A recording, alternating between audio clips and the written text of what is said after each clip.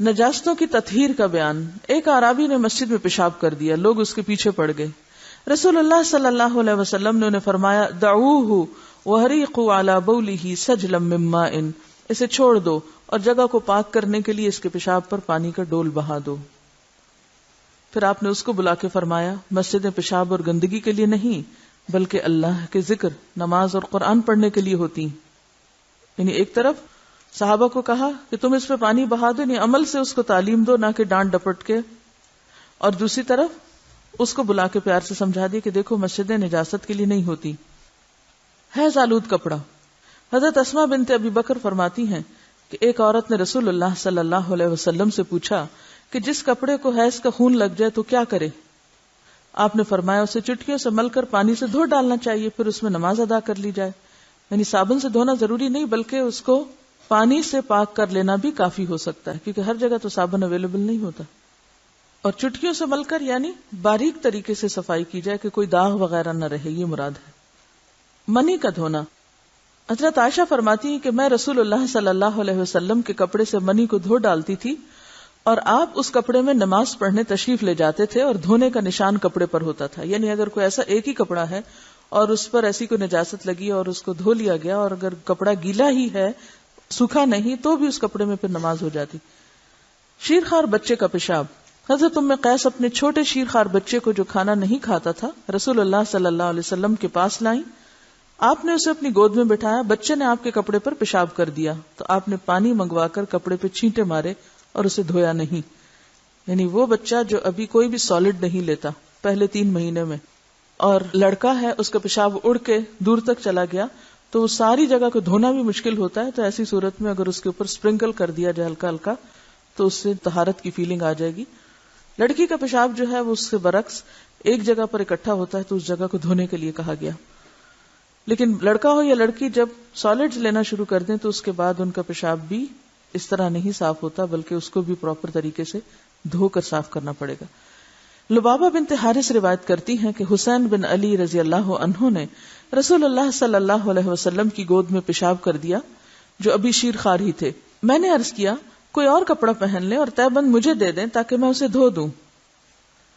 تو آپ نے فرمایا لڑکی کا پیشاب دھویا جاتا ہے، لڑکے کے پیشاب پر چھینٹے مارے جاتے ہیں کیونکہ وہ دور تک سپرنکل ہو جاتا ہے، ایک طرح سے سپریڈ ہو جاتا ہے، تو اس لیے اس کا دھونا جو ہے وہ ضروری نہیں کیونکہ نجاست بکھر جاتی ہے یا تھوڑی رہ جاتی ہے. جبکہ لڑکی کا پیشاب ایک جگہ ہوتا ہے تو وہ ساری نجاست ایک ہی جگہ اکٹھی ہو کے یعنی کنسنٹریٹ ہو جاتی ہے تو اس کو دھونا ضروری ہے. نجاست آلود جوتا. حضرت ابو سعید رضی اللہ عنہ روایت کرتے ہیں کہ رسول اللہ صلی اللہ علیہ وسلم نے فرمایا جب تم میں سے کوئی مسجد آئے تو وہ دیکھ لے اگر جوتوں میں گندگی لگی ہو تو زمین پر رگڑنے کے بعد ان میں نماز پڑھے. یعنی جوتوں کو صاف کرنے کے لیے زمین پہ رگڑنا بھی کافی ہوگا. کتے کا جوتا. حضرت عبداللہ بن مغفل سے روایت ہے کہ رسول اللہ صلی اللہ علیہ وسلم نے فرمایا اگر کتا کسی برتن میں پانی وغیرہ پی لے تو برتن کو 7 بار پانی سے دھو ڈالے اور پہلی بار مٹی سے مانجے کیونکہ مٹی پاک کرنے والی چیز ہے، اس کے جرمز وغیرہ کو صاف کر دے گی، اسٹرلائز کر دے گی. مردار کا چمڑا یعنی جیسے بکری وغیرہ مر جائے. حضرت بریرہ رضی اللہ عنہا کی بکری مر گئی. نبی صلی اللہ علیہ وسلم اس کے پاس سے گزرے اور پوچھا کہ تم نے اس کا چمڑا اتار کر رنگ کیوں نہیں کر لیا تاکہ اس سے فائدہ اٹھاتے. لوگوں نے کہا وہ تو مردار ہے. آپ نے فرمایا اس کا صرف کھانا حرام ہے، یعنی چمڑا حرام نہیں ہے، اس کو رنگ کے اسٹرلائز کر کے استعمال کیا جا سکتا ہے. ام المومنین سودہ رضی اللہ عنہا نے فرمایا کہ ہماری بکری مر گئی، ہم نے اس کے چمڑے کو رنگ کر مشک بنا لی، واٹر بیگ، پھر ہم اس میں نبیز یعنی کھجور کا مشروب ڈالتے رہے یہاں تک کہ وہ پرانی ہو گئی. یعنی مردار بکری کی کھال جب ایک دفعہ صاف کر لی جائے، اسٹرلائز کر لی جائے، پاک کر لی جائے تو اس کے بعد اس میں پانی بھرنا، اس کی مشک بنانا یا اس میں کھانے کی کوئی چیز ڈال کے رکھنا یہ سب جائز ہے. رسول اللہ صلی اللہ علیہ وسلم نے مردہ بکری کا چمڑا اتار کر استعمال کرنے کا حکم دیا اور فرمایا مردار کا چمڑا دباغت دینے یعنی مسالے کے ساتھ رنگنے یعنی کیمیکلی اس کو کلر کرنے سے پاک ہو جاتا ہے، یعنی کیمیکل پروسیس سے گزارنا ضروری ہے اس کا تاکہ اچھی طرح جرمز ختم ہو جائیں. نبی صلی اللہ علیہ وسلم نے درندوں کی کھال استعمال کرنے سے منع فرمایا. کیوں بھائی ایسا کیوں؟ شیر کی، چیتے کی. اصل میں یہ جتنے بھی جانور ہوتے ہیں نا، یہ سمبلائز کرتے ہیں کس کو؟ خاص کیریکٹرسٹک کو، کہ نہیں؟ شیر کس کی علامت ہے؟ بہادری کی اور ایک خاص ایٹیٹیوڈ کی. اسی طرح چیتا، کتا، بلی اور گدھا. بیسیکلی دو بنیادی وجوہات ہیں. ایک تو یہ کہ انسان جس قسم کا لباس پہنتا ہے یا جو چیز دیکھتا ہے بار بار، اس کی جو ریفلیکشن ہوتی ہے اس کے مائنڈ میں، یا اس کا جو ایک فیلنگ یا ایک احساس اس کے اندر ڈیولپ ہوتا ہے، وہ اس کے تابع ہوتا ہے جو کچھ اس کے ماحول میں ہوتا ہے. تو ان کھالوں کی جو رنگت ہے یا شکل ہے یا ڈیزائن ہے، اور یہ تمام چیزیں براہ راست انسانی شخصیت پر اثر انداز ہوتی ہیں. انسان جس کی صحبت میں رہتا ہے، جس کی قربت میں رہتا ہے، اس کا رنگ اس پہ ضرور چڑھتا ہے. انسان کا لباس انسان پر ضرور اثر انداز ہوتا ہے. جیسے نماز استسقاء میں کیا کہا گیا کہ کپڑے پرانے پہن کے جائیں. دوسری بات یہ کہ یہ جتنے بھی جنگلی جانور ہیں موسٹلی ان میں سے ایک محدود تعداد میں زمین پر، اور ان کی اپنی ایک ضرورت ہے. اللہ تعالیٰ نے خاص مقاصد کے لیے ان کو پیدا کیا ہے. وہ ہمارے کاروباری یا تجارتی مقاصد کے لیے نہیں زمین میں بھیجے گئے. اگر ہم ان کی کھالوں سے اپنی ضروریات زندگی پورا کرنا شروع کریں تو نتیجہ کیا ہوگا؟ بہت سی نسلیں ایکسٹنٹ ہو جائیں گی، ختم ہو جائیں گی، ناپید ہو جائیں گی. اور جیسا کہ آپ دیکھتے ہیں کہ ہو رہا ہے. اور اس سے کیا ہوگا؟ زمین پر جو اللہ تعالیٰ نے ایک بیلنس قائم کیا ہوا ہے اس وائلڈ لائف میں، وہ متاثر ہوگا.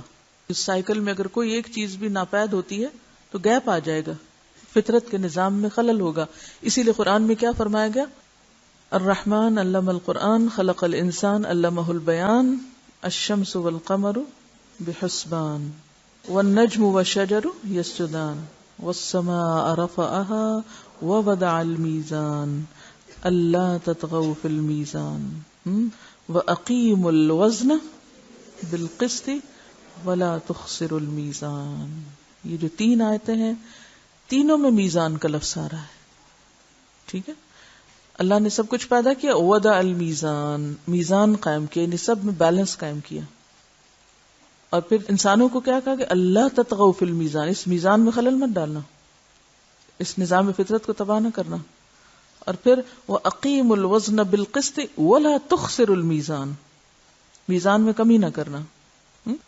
تو یہ میزان جو ہے اس کا قائم کرنا بے حد ضروری ہے، صرف اپنی ذاتی زندگی کی حد تک نہیں بلکہ نیچرل لائف کے بارے میں بھی.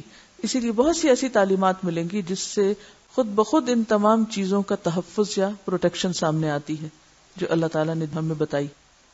یہ کہہ رہی ہے کہ ویسٹ میں جب ویمن لب یعنی عورتوں کی آزادی کی تحریکیں چلائی گئیں تو خاص طور پر اس چیز کو انکریج کیا گیا کہ وہ ایسے ڈریسز پہنے کہ جن کے اوپر چیتا پرنٹ ہو، یعنی چیتے کی سکن جیسا پرنٹ ہو یا اور اسی طرح کے پرنٹ ہو، تاکہ وہ اپنے آپ کو سپریسڈ یا مظلوم یا مسکین نہ سمجھے بلکہ مضبوط، طاقتور اور بہادر قرار پائیں، یعنی چیتے کی کھال جیسے کپڑے پہن کے.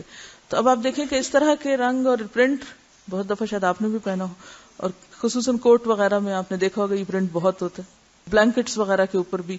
تو اب بہت سے لوگ اس کو استعمال کرتے ہیں مگر اس کے پیچھے جو روح ہے یا جو مقصد ہے وہ نہیں جانتے. لیکن ایک بات یاد رکھیے کہ صرف شیر کی کھال پہننے سے کوئی شیر نہیں بن سکتا جب تک آپ شیر پیدا نہ ہو. جو چیز خود استعمال کریں گے وہ چیز جب پاک ہو گئی تو اس کو بیچ بھی سکتے ہیں.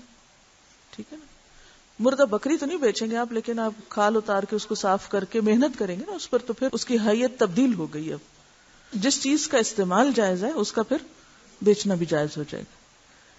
کہتے ہیں کہ کراکوڈائل سکن اور سنیک سکن کے جو جوتے اور پرس وغیرہ بنتے ہیں تو یہ بھی ظاہر ہے کہ صرف کپڑوں کی بات نہیں ہے، ان کا استعمال منع ہے. ان کو جینے دیں. ہم نا سٹف کر کے لگا لیتے ہیں. مجھے سمجھ نہیں آتی کہ گھر کو جنگل کیوں بناتے ہیں.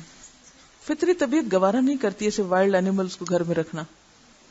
اللہ تعالیٰ نے جنگلی جانوروں کے بھی حقوق پروٹیکٹ کیے ہیں. جب ایسے جانوروں کو شکار کیا جاتا ہے تو اس وقت ان کو بہت ٹارچر بھی کیا جاتا ہے بعض اوقات اصل حالت میں سکن لینے کے لیے، ورنہ تو اگر آپ دور سے کچھ ماریں گے یا کچھ تو سکن کٹ جائے گی، پھٹ جائے گی، وہ مقصد پوری طرح حاصل نہیں ہوگا. بہرحال بات پھر وہیں پر آ جاتی ہے کہ اللہ کے ہر کام میں مصلحت ہے، ہر حکم کے پیچھے کوئی حکمت ہے. ہمارے لیے کیا حکم ہے؟ سمعنا و اطعنا. بلی کا جوٹا، رسول اللہ صلی اللہ علیہ وسلم نے فرمایا بلی کا جوٹا پاک ہے. سونے چاندی کے برتن میں کھانا، حضرت ام سلمہ روایت کرتی ہیں کہ رسول اللہ صلی اللہ علیہ وسلم نے فرمایا جو شخص سونے چاندی کے برتنوں میں کھاتا پیتا ہے وہ اپنے پیٹ میں دوزخ کی آگ جمع کرتا ہے.